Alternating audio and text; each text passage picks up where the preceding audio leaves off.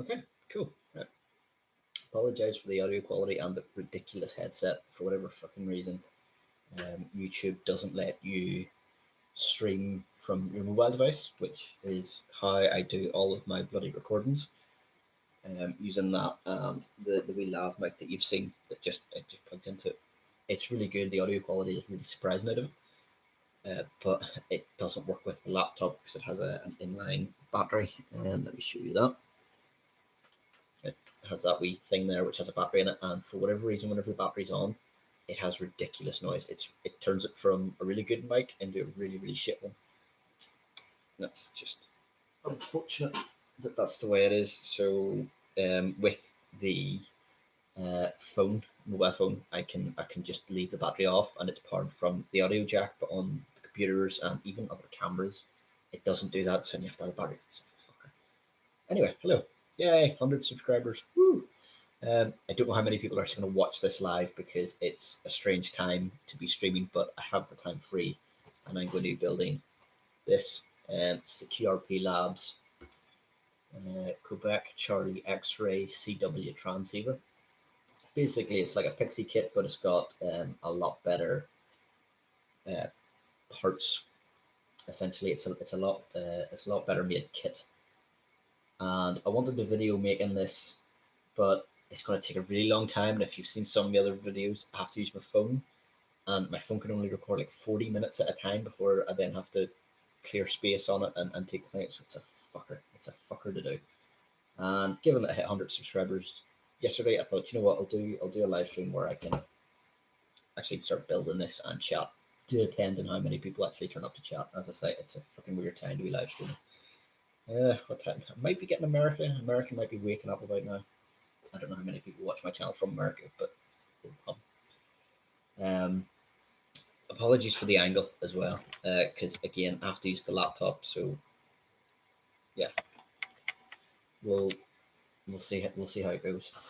Right, bits. So we've got the low pass filter. So these kits, these QRP Labs kits, they are variable in frequency. They're a fixed band, but you can specify which band you want, and they send you the different parts depending on the actual type that you want. So this is the 40 meters one, which I went for. Main reason I went for 40 meters. 40 meters is a bit of a bitch because the antenna length. Is you need to have an antenna length of 20 meters for it. For anyone who doesn't know, 40 meters is about 7 megahertz, I think, 7 point something. And the way that amateur radio does frequencies is they group them into bands, and all the banding is what length the wavelength is. So in this case, for 7 megahertz, the wavelength is 40 meters.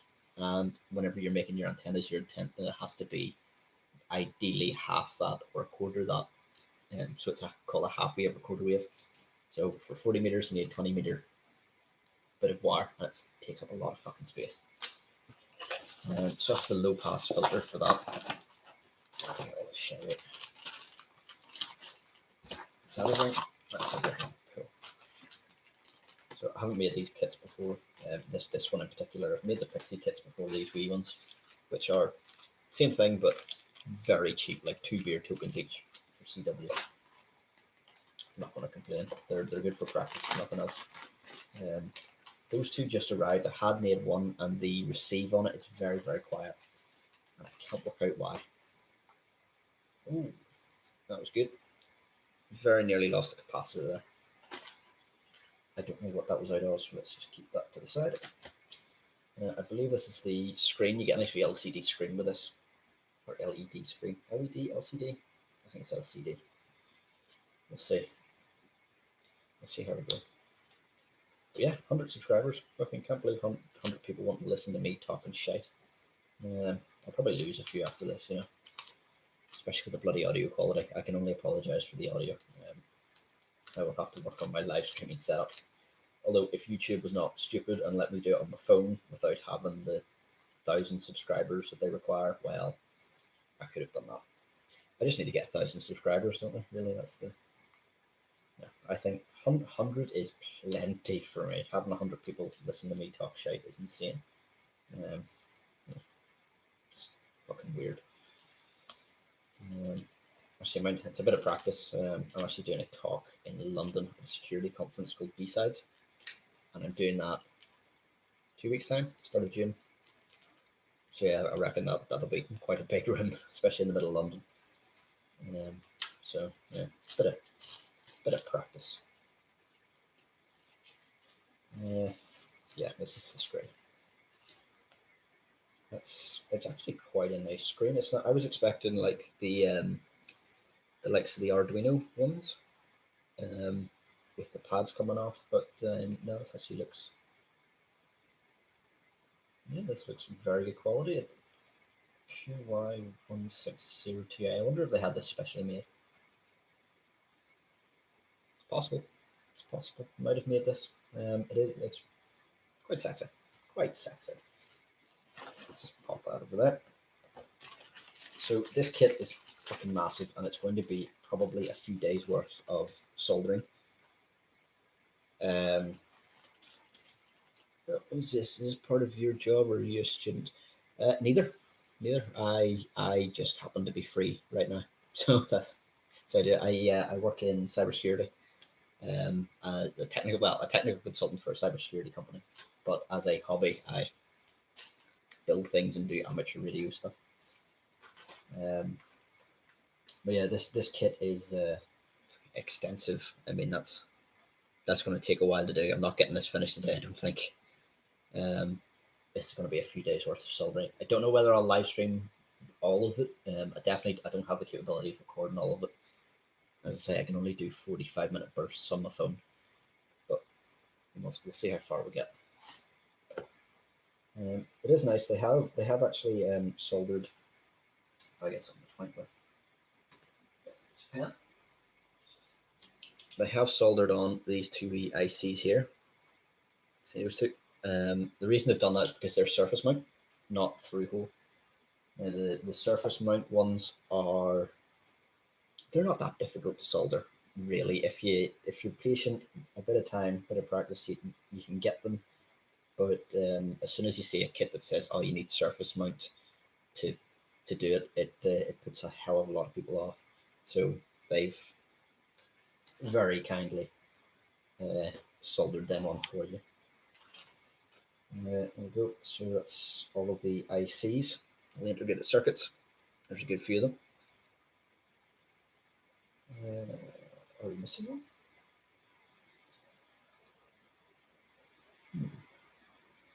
We have a quite a large socket there, but I would assume that's the one that goes into it, but it's quite small. It might be in here in amongst the packs. I mean, geez, there's fucking packs upon packs of shit. We shall see. There we go.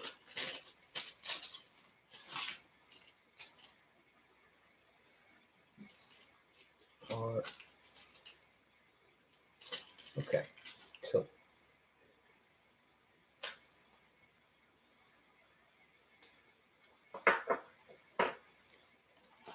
Right, fucking booklet. It's substantial. I mean, it shows you the difference between the two kits. I know I keep comparing this to the Pixie kit, but as a comparison of the quality of what goes into it, these Pixie kits, there's one sheet really with it that you use to build these, and it literally just has the component name and its value, and you just line that up with whatever's on the board and put it in. As with this, the amount of components it's a book. So hopefully we can get through it bloody quick. Right, don't need to worry about the parts list or that shit or any of that shit. Okay. If I remember correctly, they want you to install the ICs first. So let's actually get a soldering iron on and get it up to temperature. And I have lead-free solder because leaded solder's a pain in the ass to get in. Even online, even on Amazon, I've noticed it's awkward to get it, and I quite like solder like this. It's quite fine, and I like having a nice fine solder so that you have a lot of control over how much you're putting on. But trying to get that in leaded is a pain in the ass. So I just go leaded free and turn temperature up. Let's see. I always enjoyed doing this as a hobby, but mine wanders too much for me to constantly stick with one thing and get a decent skill level. Look, do you know what? I am exactly the same. I know your feels. In fact, if you see like all of the shit here, I have done woodworking. I've got a welder under here for doing bits and pieces. Um, I'm a bit of a jack of all trades, master of none at some things.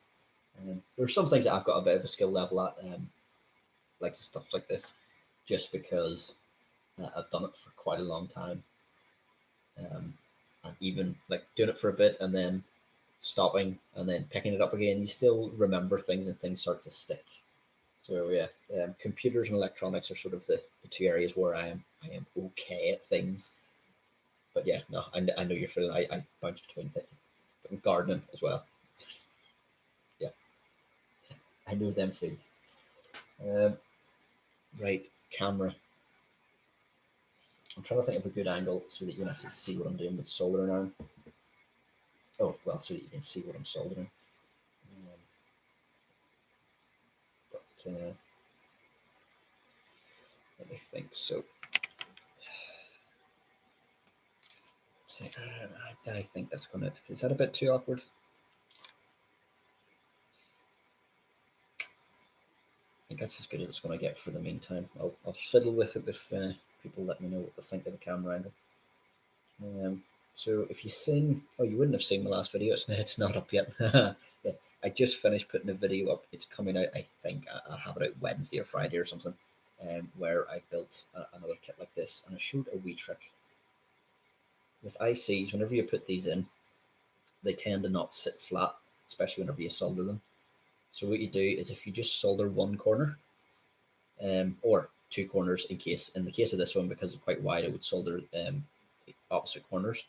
And then all you do is you apply a bit of pressure to the underside. So you put your thumb on that and hold it, and then bring in the soldering iron, heat up the pad, and as long as you're applying pressure, it'll then become flush. It'll sort itself out.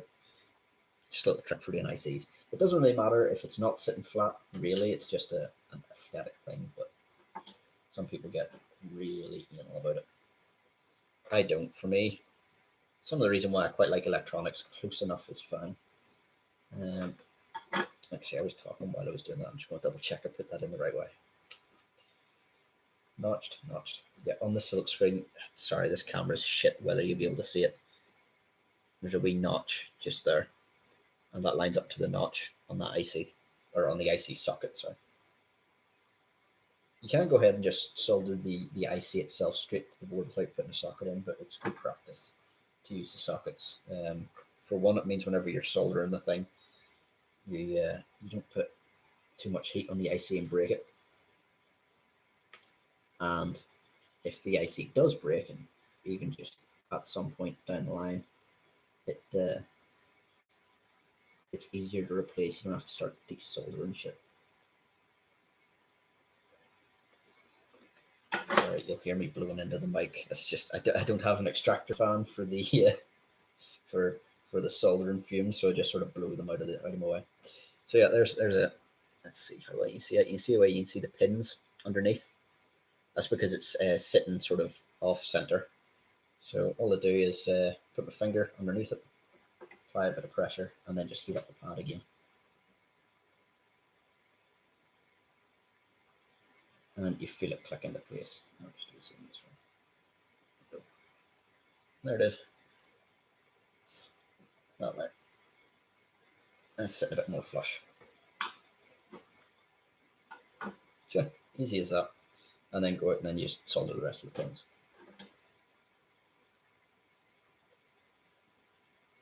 Yes, I don't. Yes, as I was saying, I don't have an extractor fan, so you'll hear me blowing. That's just me blowing those very toxic fumes out of my face. Strangely enough, it's not the lead in solder that's actually harmful to you; it's the resin that's the smoke that you see. Oh, hello, Night Warrior. How are you? What time is it in China? Um,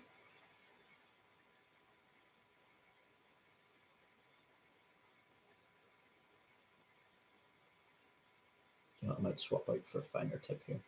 Some of these components are very close together on this board. There's not a lot of space.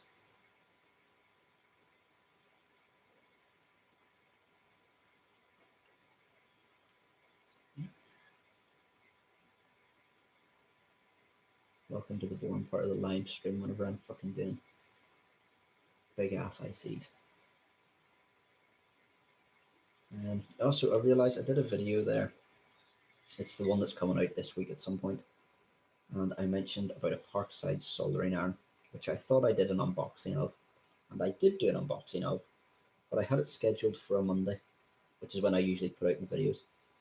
And I kept doing videos during the week and putting it back, and I was talking about doing a review of it now that I've had a chance to use it for a while. And whenever I was looking back, I realised it hasn't actually even the unboxing video has not even been hasn't even been released yet. So I don't know what to do with that one. I might just get rid of it and just do the review, because I mean it wasn't a great video anyway. It was just I got one and I thought, you know what, I'll do a quick video on it and see how it goes.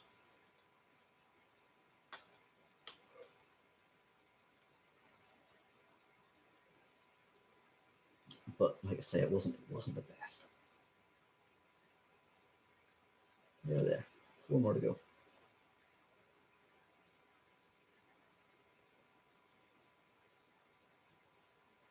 Yes, as I say, do as I say, not as I do. Use an extractor fan. Do not breathe in these fumes. Like as a hobbyist, generally you could be sitting. I mean, this board's going to take probably a good few days to do. So, stretch that out, maybe an hour a session, 7 hours, let's say, as if you take your time and do everything correctly. That's a lot of time breathing in those fumes. It's not good for you. It's not worth it. Get a fan. I will be getting one at some point. I just haven't yet because I'm stupid. Okay, so that's fine. That was just page 1 done. So I think this is just now saying install the rest of the ICs. Yeah. So IC3, which is this one, goes to IC3 on the board. And I've mentioned this before, but people get concerned about doing circuits and doing stuff like this, but it's just like a jigsaw. You have a picture to go by, which tells you everything you need to know and where to put it. And that's all you need to do. Put it in the right place. Now, this is an example of bad practice. Actually, I was saying there about using the IC sockets. And this one is not, or the rest of these, actually, all of these are just being soldered straight to the board. Now, they probably did this for space reasons, because there isn't a lot of space on this board. It's very, very, very narrow.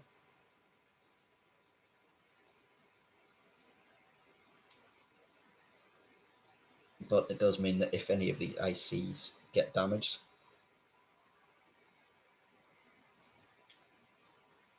they'll be a bitch to replace.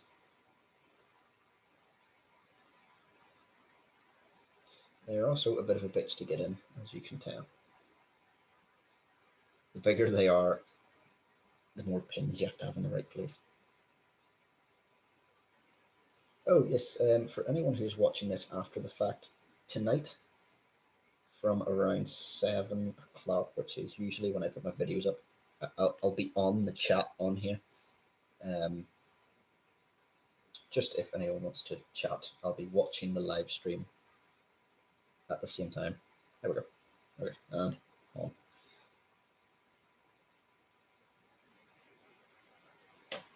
Okay, I'm going to solder that one in place just because it was a bit of a bitch. It does say here to put them all on and then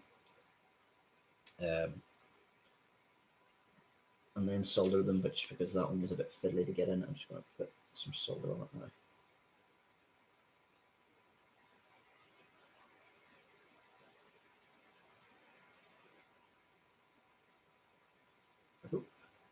For that one, I don't need to seat it down because it doesn't need to be seated. I know that sounds strange, and you might be thinking, well, how do you know that? And the simple answer is because it slots. Because the legs are up anyway, like they're not going to sit down flush against the board. It doesn't need to be flat necessarily. Now you can do if you really want, but again, for me, good enough. And another good practice, which I am not following, which you should, is an anti-static band. And that one is stupid, and I would agree that one is stupid. I don't have one, and every time I go to get one, I don't know, something distracts me, and I don't bother getting it, and I should. So there we go. That's IC3 fitted.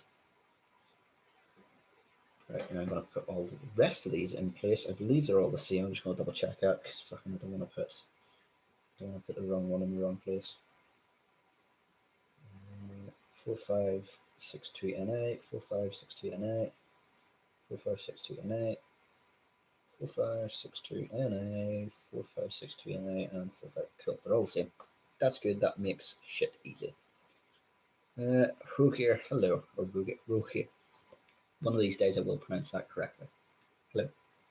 I am making a CW transceiver kit, an HF Morse code radio, essentially.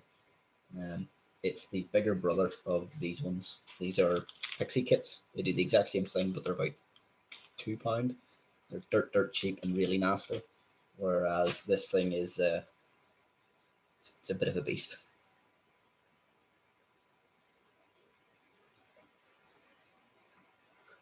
So yeah, it's radios. Of course, it's radios. I'm always making radios. Right.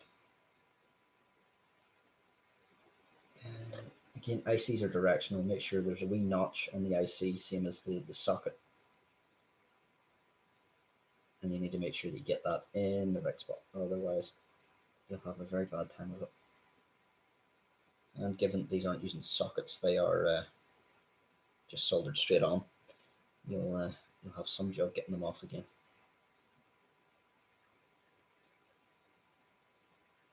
That's one in. I'm going to try and load as many of these in as I can before turning it over to solder, just to, well, for my own sanity more than anything.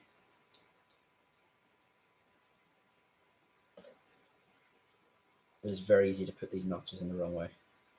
It's very easy to put the wrong component in the wrong place as well. Whereas this wee thing here, this is a wee receiver. It's just I think it's actually AM for like local radio, and I had to do this as part of I had to build a kit as part of a test, and I fucked up and put the capacitors in the wrong way. I wrongly assumed that they were all the same. Had them all in place, and then I was just doing a sanity check at the end, which is another important thing to do, just to make sure I had everything in the right place. And I was wrong, and it was a bastard to get that capacitor back out because it already cut the legs. And because it cut the legs, I had nothing really to poke through the holes to put the solder back on, so I essentially nearly turned it into a surface mount component. And yeah, it was all fun and games.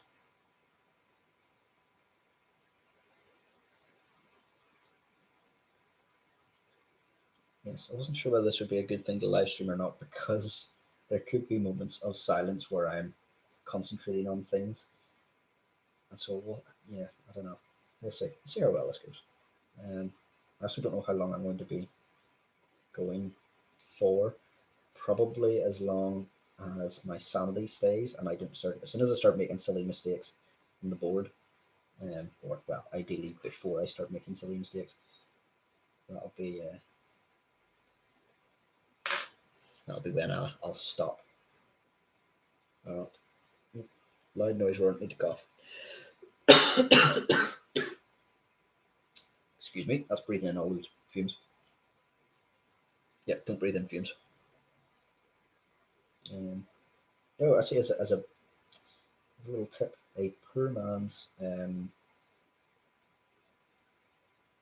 fume extractor. If you get a wee mini USB fan, like the wee ones that you sort of put into your phone, but they have the wee cord, one of them and a battery pack, a USB battery pack, will go a hell of a long way, because you just point it roughly at whatever it is you're soldering, and it'll just keep the fumes away from your face, which is the key, the thing you want to do, because you don't really want to breathe them in.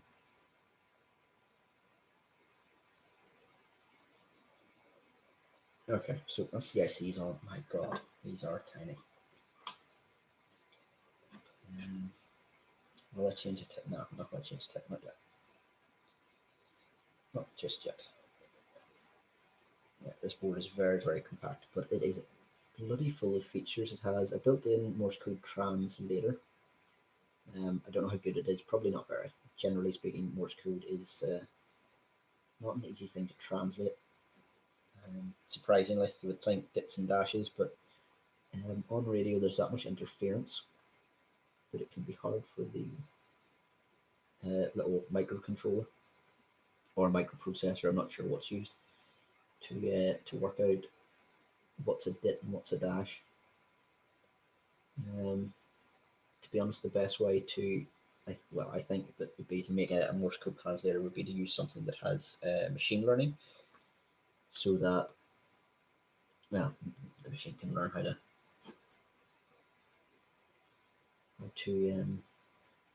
work out the bits and dashes. Ideally, your brain is the best Morse code translator, which is a shame because I still do not know Morse code. Like I said, this in again the video that you haven't probably seen yet. Apologies, keep bringing that up. I was saying I don't know Morse code, but I get all these kits because they're very, very cheap, and so I would rather spend a few beer tokens getting a Morse code kit and just learn Morse code than spend 400 odd beer tokens on a cheap HF radio. Like, radios are very, very expensive. So that is why I build more stuff.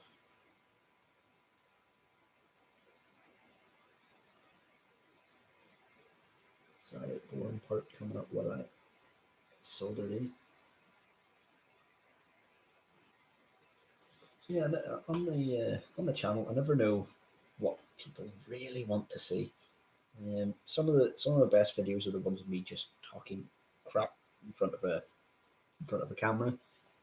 Some people say they enjoy watching me build shit, but the problem with build videos, because I do it on my phone, I don't really have a good way of recording them, and because of that, the quality suffers. And then whenever the quality suffers, it's hard to get people interested if it's not great. I know if the content is good enough, people will watch it anyway, but yeah, I don't think my content is. If this is anything to go by.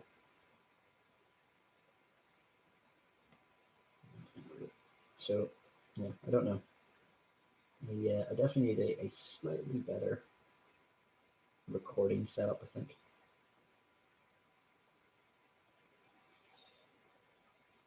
But we'll see. We'll see how we go. I will actually have a video with very good audio coming up very soon, because I need to do it on the computer like this, but I'll be doing it up in the main study where my main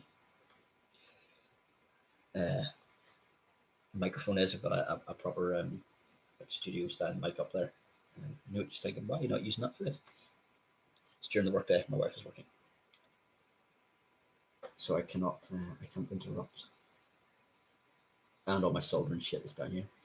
You will have seen that room if you watch YouTube.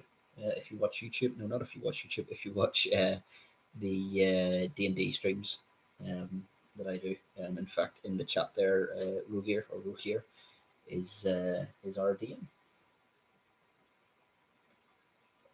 So yeah, there's a fun fact. We stream on Wednesday nights, so actually tomorrow night, in fact. So that is all of the ICs in, I believe. Well, I hope so, because I've ran out of ICs. So that's them all in, ready to rock and roll. I believe the biggest part of this is doing the resistors. Let's see. Okay, all of the 100 nanofarad capacitors. There are 16 of them. Holy shit. What's this in here? It should be labeled as 004s. Yeah.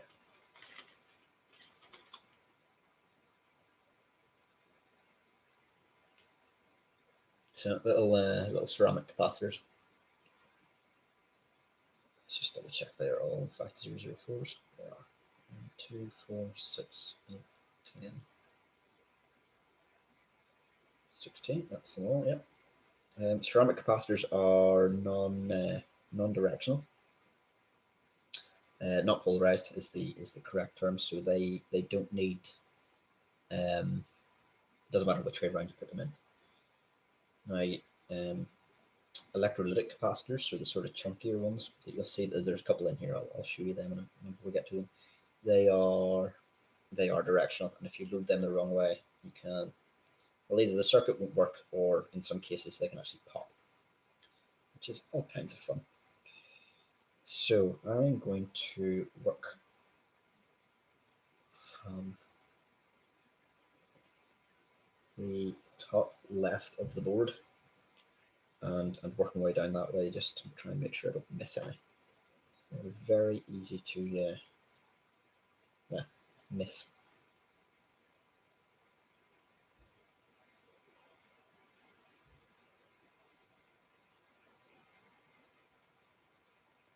Oh, come on, get out, swines. There we go.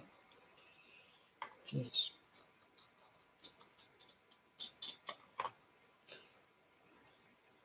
They really don't want to come off.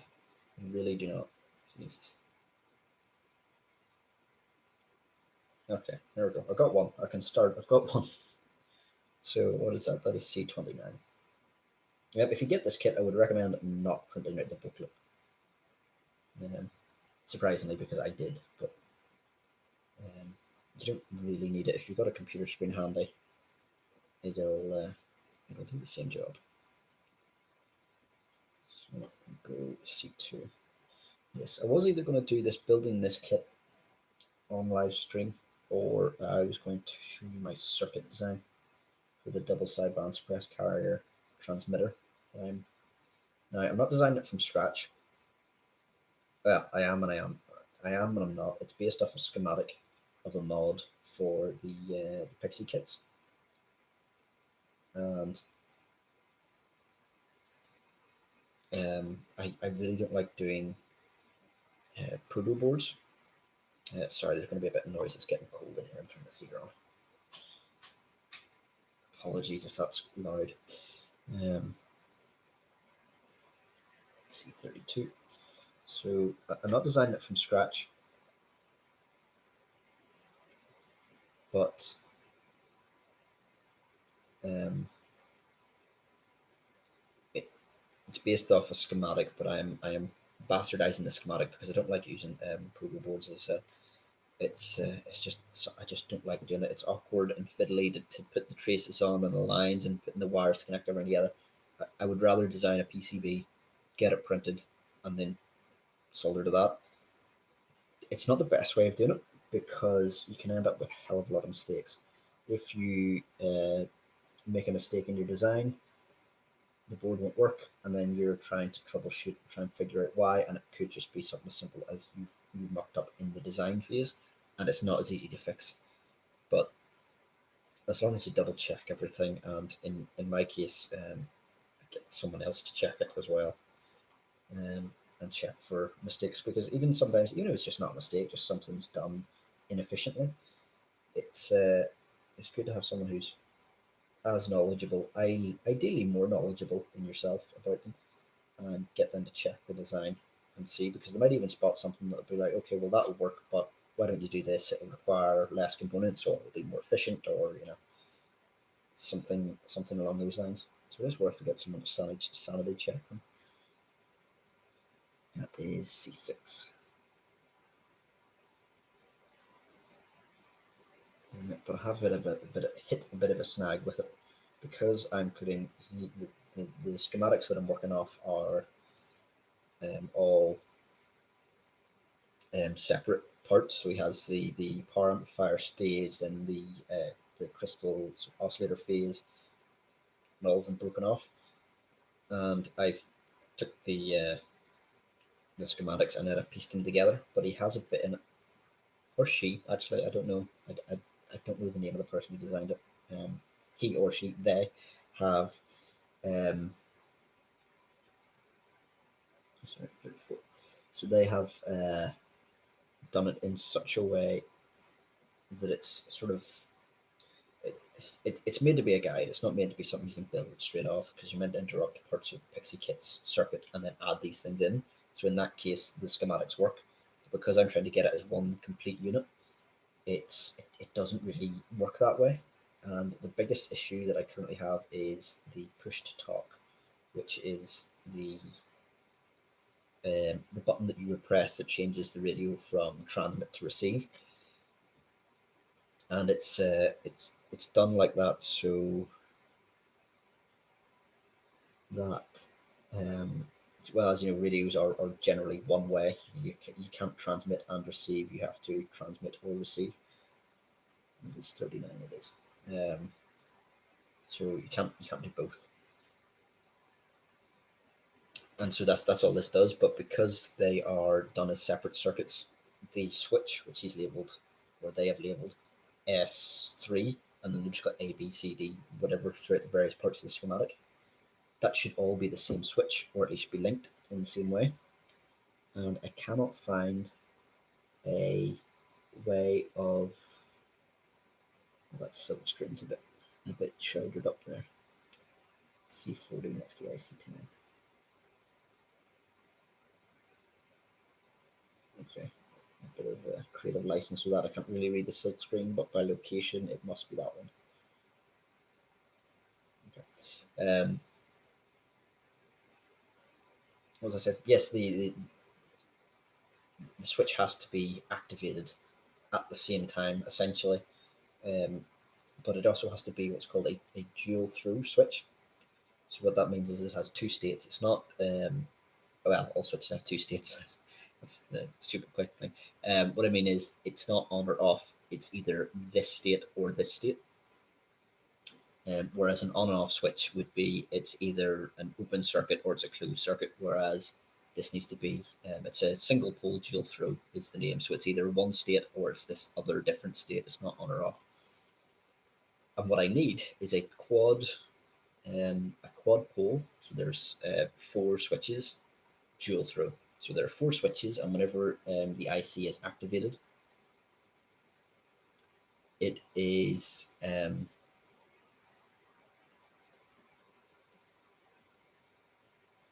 sorry, just confirming that goes there.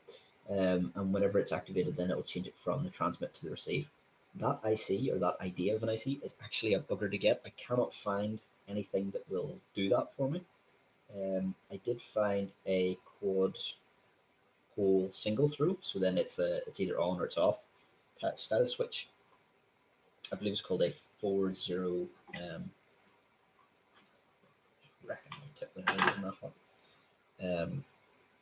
4061, I think is the name of it, and it's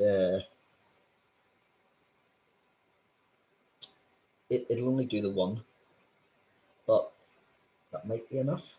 What I could do is use 2 of them and have one connected to the power, so that just whenever it's on, it's whenever the power's on, that IC is on, and therefore it's receiving, and then just have a standard push button to switch between the 2 ICs, and then that way it'll be whenever I push that button, the IC that's controlling the on switch then goes off, or sorry, the IC that's controlling the receive then goes off, and the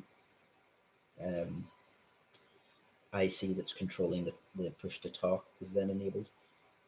Now I could do that, and that might be the way around it. However, I would rather not, because it's two ICs to do a job that really there's bound to be something out there that can do that. I just haven't found it yet. So if anyone knows of one, let me know. Um, but that's the hiccup that I'm currently at.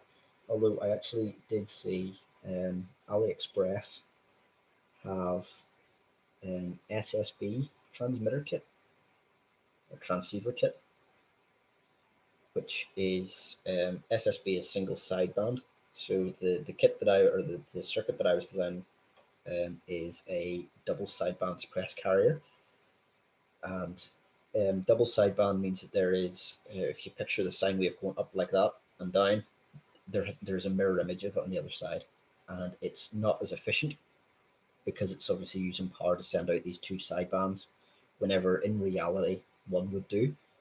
And so a single sideband is exactly that. It's one sideband. It gets rid of the other one and transmits it, makes it much more efficient.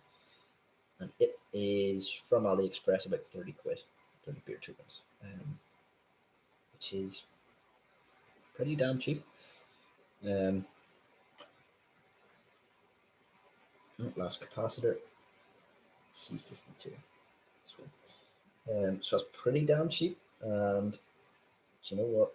If it's single sideband, it's going to be a hell of a lot more efficient than the double sideband suppressed carrier that I was tinkering with. So then it could just be a case of, well, I'll just not make that one and just buy a kit. So that could be another option for it, is don't try and reinvent the wheel, just buy something else. Oh, need a drink. Need a drink.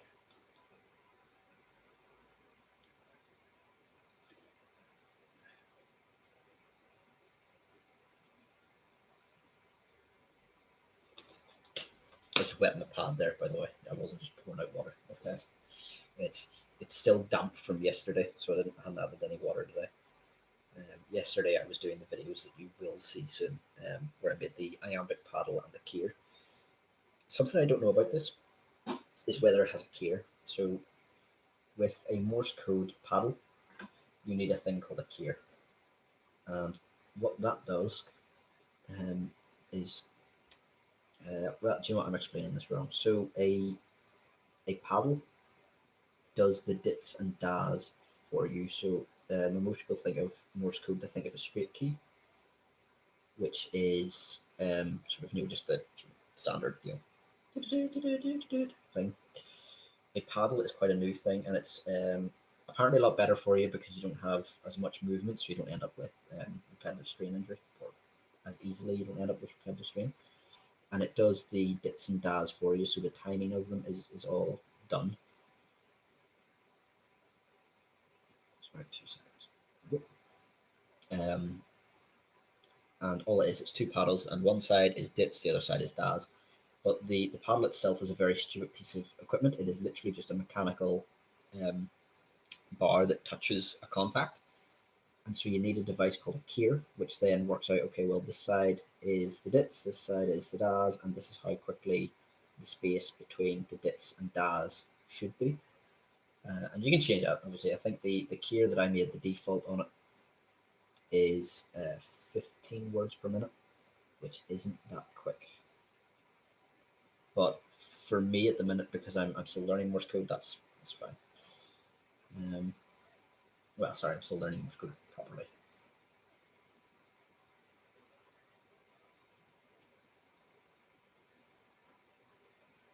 So I don't know with this. Now I made that wee keyer kit, but I don't know, some radios, and well, sorry, any good radio will have a keyer built into it. And the kit's not so much. It depends on the price of the kit. Some of them come with uh, keyers built in, and some don't. And I don't know whether this has a keyer built into it or not. I honestly do not know. So we shall find that out. I know at the very least the Pixie kits, they definitely do not. They have no frills on them at all. They are just stupid transceivers essentially. Um, but very good for, it's called QRP, which is low power. So here it's sort of generally accepted as 5 watts. Any power level under 5 watts is QRP, but it depends where you are in the world. Italians are renowned for using a hell of a lot of power, um, and so in Italy, it may be different. I don't know.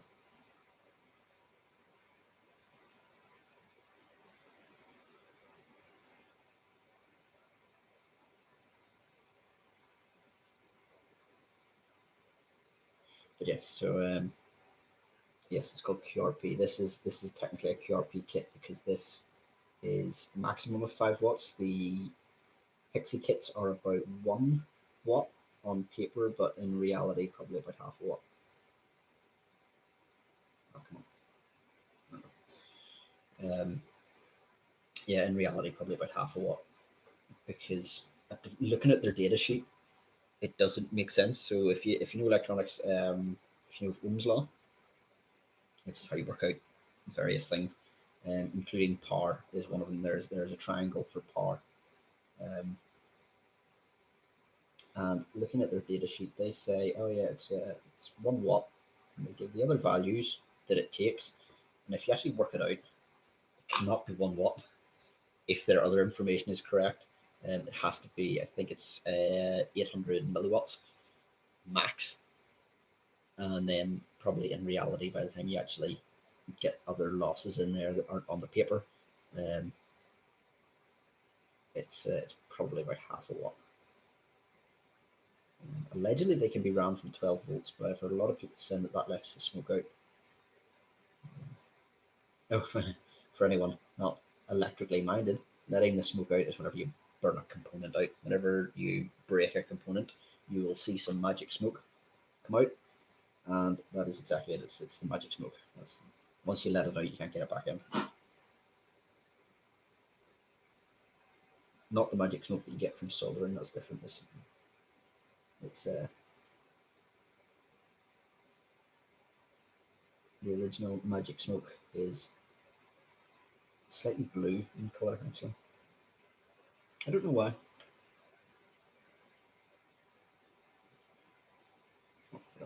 Since it's a tight fit. Nearly there for capacitors anyway. The traces on this are bloody. Jeez, I can't emphasize enough just how compact this thing is. I mean, in the grand scheme of circuit boards, this is not small, but uh, for me, at the very least, this is the smallest one I've worked with. At least that I can remember. I've probably worked with smaller before.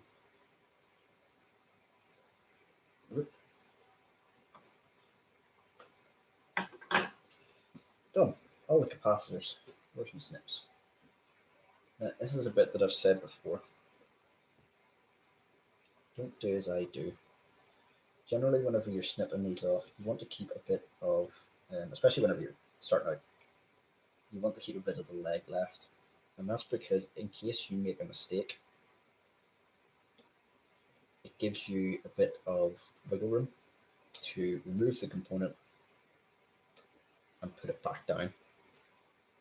If you don't do that, it's a bitch to. It's alright to remove, but whenever you're trying to solder it back on again, it then becomes a bit of a bitch.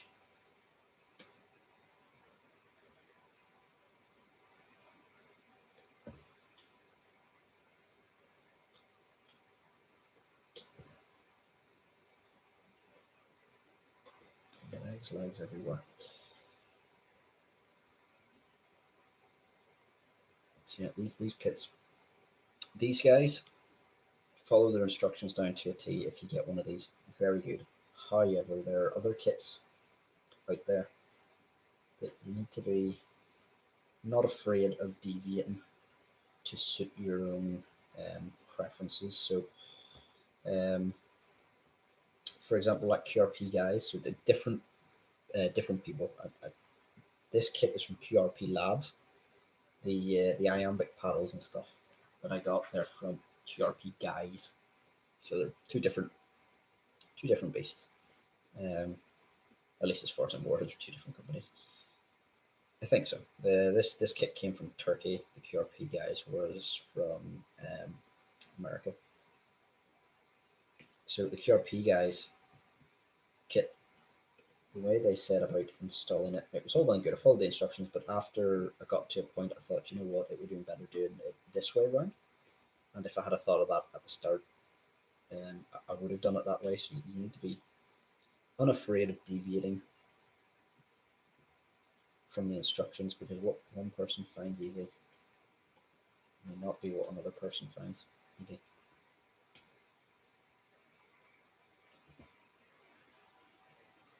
Snip, snip. Right, done. Done.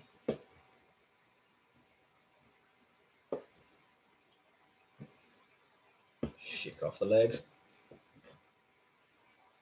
Laughing. Capacitors done.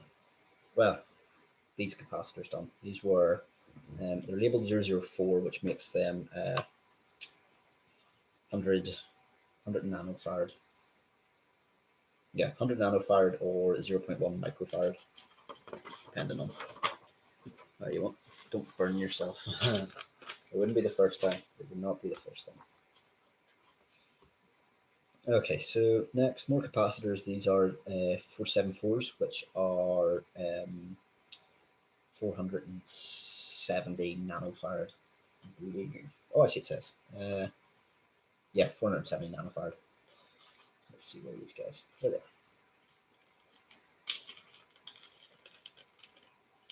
See, it's odd. They labeled these kits. It's a 222. Let's keep that up. They labeled these kits, or they packaged this into little bags. And I would assume it's for all the different stages. So there would be a power amplifier stage, an oscillator phase, audio phase, all that stuff. And I would assume they bagged them up individually into these stages. But I don't see why, because their instructions, they go by components. They do the ICs, and they do the capacitors, and they do the resistors, and then they motor down that way. And yeah, so I don't see why they're bagged up separately. Might just be for neatness' sake. I'm not sure. Oh yes, let's just double check these are all the right one. 474, 474. Yeah, cool. Okay, and where do these go? These go below. It's right around. IC4, which is the surface mount one from the looks. Yep. And 4 of them go in there. I know, hence why I said it. Yeah, I wouldn't. Yes, I burned myself. I cut myself. Yeah. I am not the poster boy for health and safety by any stretch of the imagination.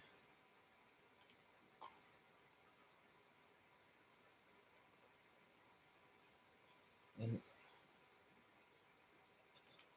the resistors are the big bugger with this, because there are a crap ton of them.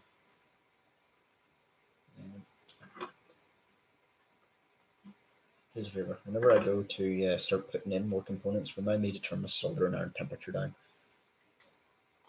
Got to go, bad internet. Yeah, roger that. I'll see you later, Night Warrior. So just keep that in place. Last one is C11 beside IC7. That's that one there, and that's that one. Yes. A nice overhead camera. So if something that could sit here and look down on the board would be absolutely fantastic. But yeah, on my phone I'm using a cheap Chinese tripod, and it's all right. But to get any sort of good view, I need to have it up quite high, and then you can see the tripod in the video, and it's a bit of a bitch.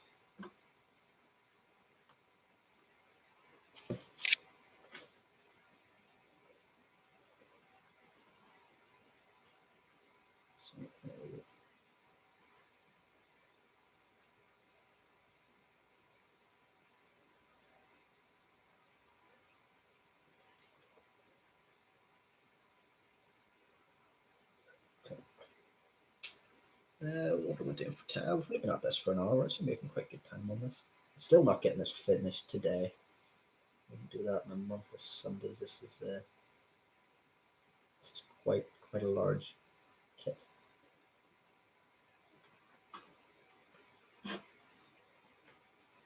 Trick the soldering, clean your iron. If you think it's clean it some more. There we go. So you can that joint was being a bitch. It just wasn't connecting, or the solder wasn't flowing down onto it properly. A bit of a clean on the iron, and that was it. That was all it needed.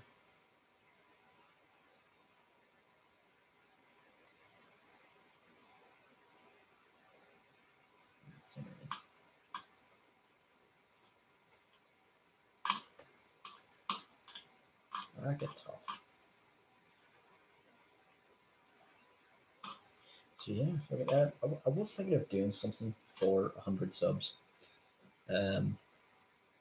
This notwithstanding, but I've no idea what. So I mean, you see all those big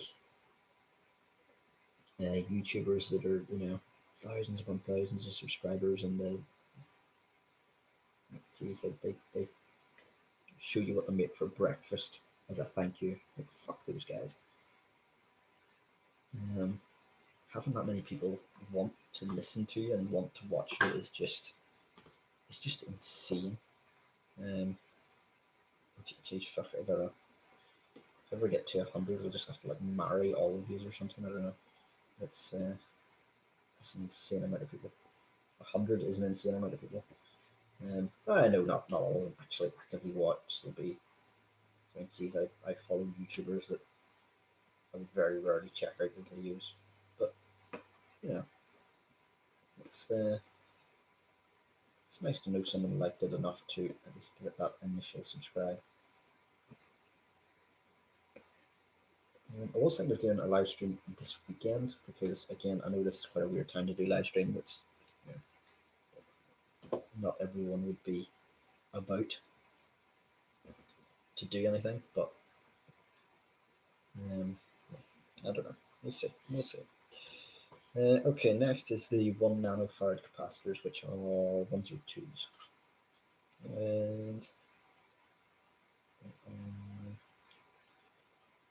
103s.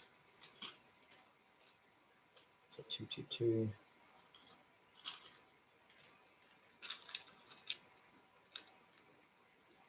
And 02s in here.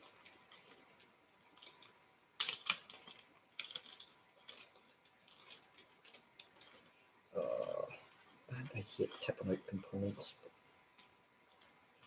Sometimes it's the only way. Yeah, 102. Okay. And there, turn temperature down. So soldering iron tip right there. If you know you're going to be not soldering for a bit, and your soldering iron doesn't have a standby temperature, turn the temperature down.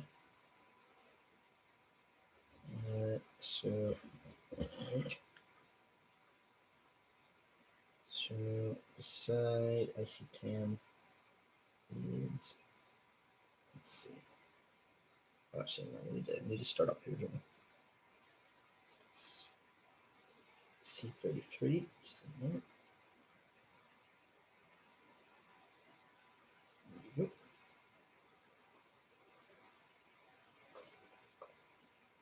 1002.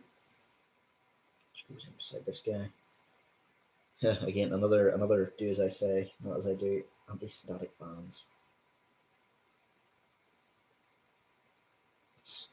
I've probably fried more ICs than enough from just not having an anti-static band. We wrist strap just to stop you frying things. Nerd, can you make a bomb?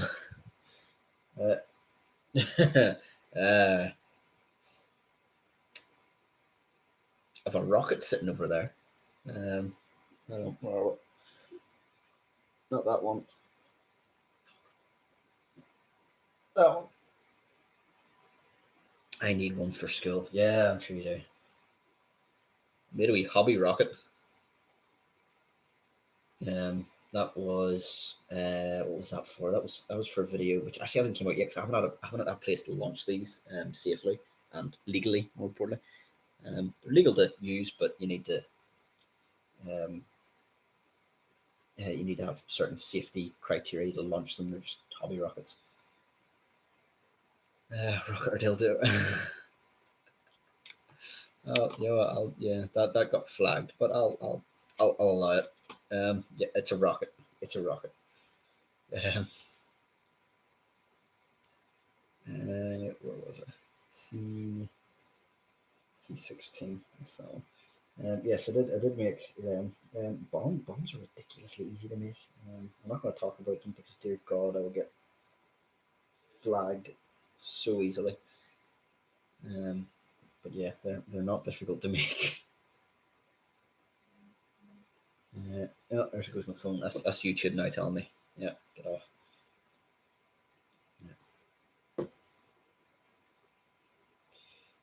Is that us? 1, 2, 3, 4, 5. I think that's us. Yeah, that's us. I did them anyway.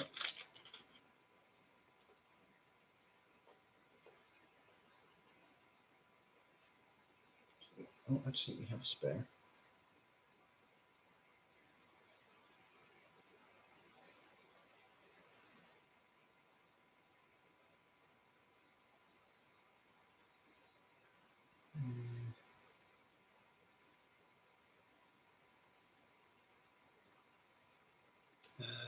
Bugger. We may have put one in the wrong place.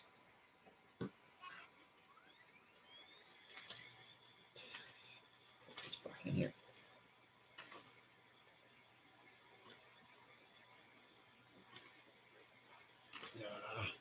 What's this? I don't like tipping this shit out because you just end up with stuff everywhere.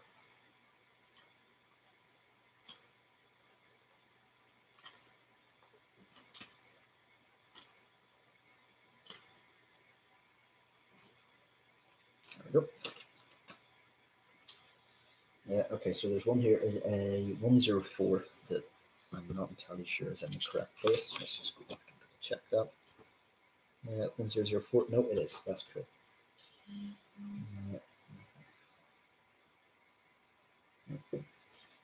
And so 1004, which I believe is correct as well. Yeah, cool. Okay, so I had a spare one. See what goes in here.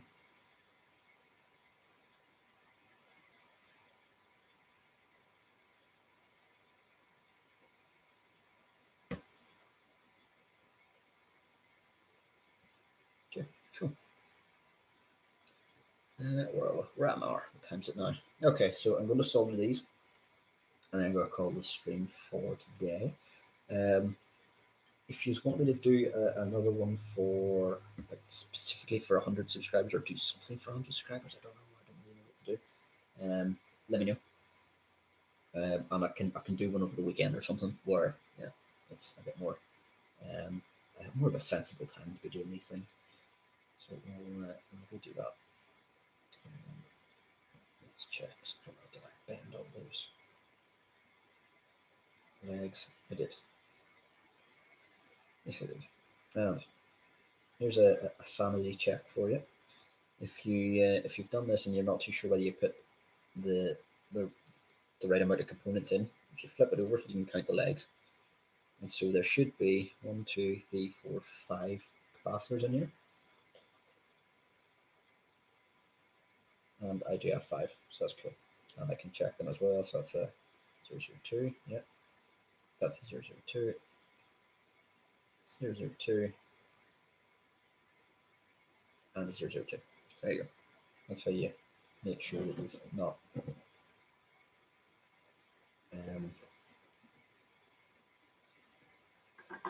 just a sanity check, just to make sure that you haven't either missed one or put it in the wrong place.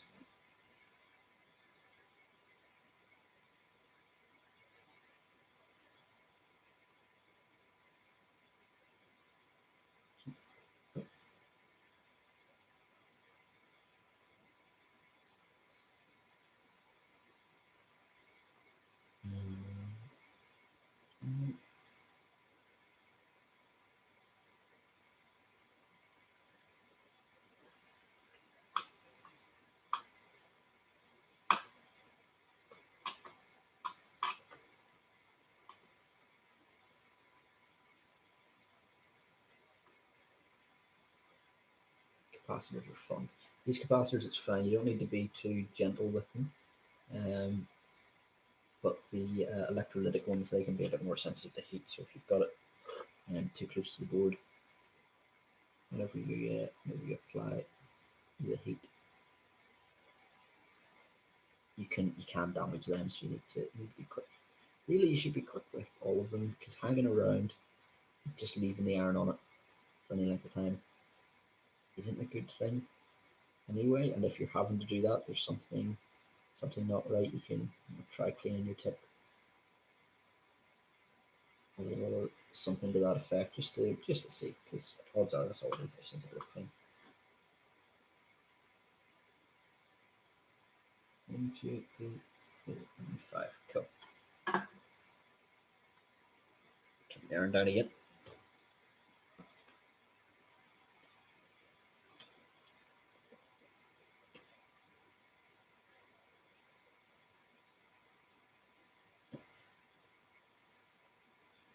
Turn the legs, and you're laughing.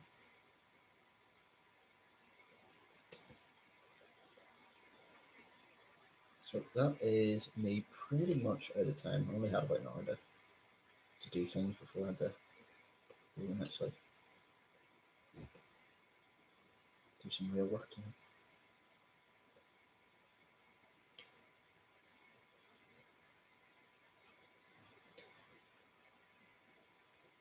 There we go, done. So that is pretty much all of the capacitors. I think there's only a handful more to go on, and we're nearly ready to rock and roll. So, like I said, I'll be at 7 o'clock today. So today is the 21st. At 7 o'clock, I'll be watching that and the chat. So I think the way YouTube works,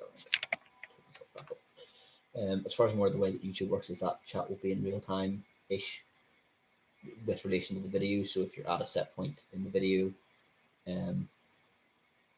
you can see the chat and you can add to the chat as it goes up. I think that's the way it works. I'm pretty sure. So hopefully it works that way. If so, I'll be watching. Like I said, I'll be watching it at 7 anyway. So if you're in the chat, I'll be in as well. And if anyone wants me to do another one, like after anything for 100 subscribers, if anyone has any ideas, something cool that we'll be doing, yeah, let me know. Yeah, see you later.